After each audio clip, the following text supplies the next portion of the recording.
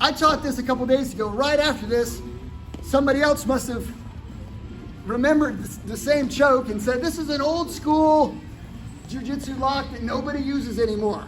Well, I used it a couple days before I saw the video, so maybe few people are using it, but it's still legit. The easy way into tiger lock is to get low on the man this way, and then you overhook this arm. I grab my uniform. When I sit up, I'm already in position. Hand on the shoulder, switch to the wrist. All right? Now, if he turns the thumb down, other way, I start to lose it. See how his elbow will bend? I'm also now too far down the arm. I need to be up here. So make sure that you're low, right? Again, I grab my shirt. I can pull him up if I want to. He feels how tight that is, and I don't even have a lock yet. That's just tight. Grab the shoulder. I transition to here. Now, he goes to turn his thumb down. I'm going to push the shoulder, and the shoulder rotates the arm back, and I got him. Now, again, look at the lock. I'm not just going to try to use my arms. It's the back, right? I'm locked, and then I arch my back, puff out my chest. Does that make sense? Perfect. So, if he stands up, we can be in a grappling position, and I can make overhook here. Grab my shirt. I don't know if y'all can see that. Can everybody see I've got my shirt? So we're here. Then I just switch to the shoulder, and I've got this lock. Now watch his hand. If he turns the thumb in the downward position and starts to pull out, I lose the lock. So again, I want to be close. I want to be tight. And then when I get here, I push the shoulder. Slide down the elbow. Okay, then I can control the arm better. Once I get down here past his elbow, it's easier for him to escape. The catch is, let's get on the tricep just about where the elbow is. The elbow is here. Bend your elbow so everybody can see. I'm on the tricep, and then I push the shoulder out, and then I lock. Okay? And again, I'm doing that just with some arm strength. I didn't use my back at that point. Still a reasonable tap. All right, any other ones? All right, let's work tiger lock. Let's work it from two positions. So we'll work it from the mount the first time. Tiger lock is a straight arm lock. Get down low, maybe even ear to ear. My head is part of my base, my knees are part of my base. Overhook. I like to grab the uniform if I got a uniform on. Then I sit up. Maybe even push this foot out, grab that shoulder. And then it's a lot of back. Okay? Likewise, if we want to do it from the guard, I still have to get an overhook. This would be, if he puts his hand down, this one would not work, right? Very easily. I can pin him, right? But if I can, I want to clear and get deep here. I want to grab my shirt. Now, I start to push him away and I shrimp out. Put my hand on the shoulder, slide to position. So do you see how I start close? Get the grip. I use my legs, push him back away until my hand is in the spot, and then I got him. Now, again, I could try to use just the arms. That will work. You can see he's making a face. But I want to arch my back, use my legs, right? It's this motion, right? When I hold it tight, I got him. Give it a try. Tiger lock. Go. All right, friends.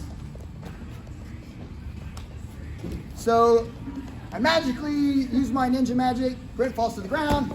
Right? Wouldn't it be awesome if I could just do that? Right? All right. Spin here a little bit. All right. So I decide I want to go for tiger lock. Okay.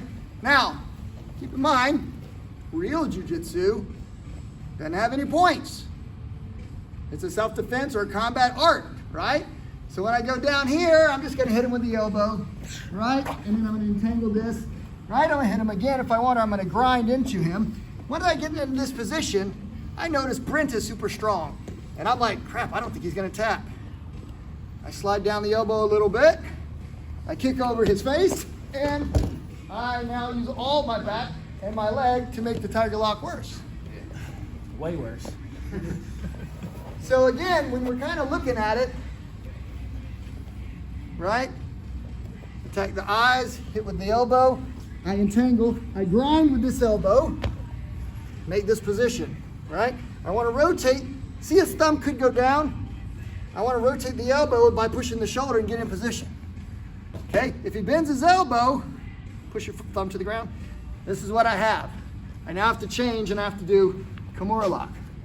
That just makes sense. But let's say that I really want this one. Rotate the elbow down, push the shoulder out. You all right? You all right? Right? I still have to get back to this position so I can kick over. Okay? Now, I'm going to hold this and not kick my leg over and watch what happens. He should pop up into the mount. I still have him. Maybe he escaped my, leg over his face and we're in this position. Remember, slide this down, kick your body away, use your legs, right? Lock the shoulder and crank it. So even if he escapes kicking the leg over and goes into the top of the guard, if you control the arm, go back to the basic one we said with the guard, use your knees, push away, push that shoulder out, rotate the thumb to the right position. You should be able to do this one. Pretty cool? All right. Can you do that one where you drop to your side before I went up into your guard so I can see it? So you can see it? Give me Caleb. Caleb, number 2. I'm just making sure. All right. So, good position, right? Give him a little shot, loosen him up, come down, hit him with the elbow, right? Dig deep. I'm gonna grind on his face a little bit, which is uncomfortable. Meanwhile, I'm trying to secure this shoulder. I push the shoulder to rotate his arm. Watch his arm. Pretty important. I go to this position, and Caleb is, maybe he's not as strong as Brent, but maybe he's super flexible, and he's not tapping. Or he's just determined, right? I gotta hold this. I step to this position, I kick my foot over, and now I got him, okay? So when I kick my foot over, it pins the head down because he wants to get the head up to relieve tension. Let's look at that again just from the head position. So, Caleb, tell me if it's better or worse, right? I got you here, and I'm pulling, and you lift your head up, like you're gonna do a sit-up. Better? Better. So I wanna keep that head down, which is why I turn, and I kick this foot over, and then I lock him this way. Okay? Pretty cool? Very cool. You don't even have to have this lock. There's a lot of jiu-jitsu guys that'll get to this position, and this is all they need. Right? But I still like the lock if you can get it. Okay? This is a totally legit arm block, similar to this one.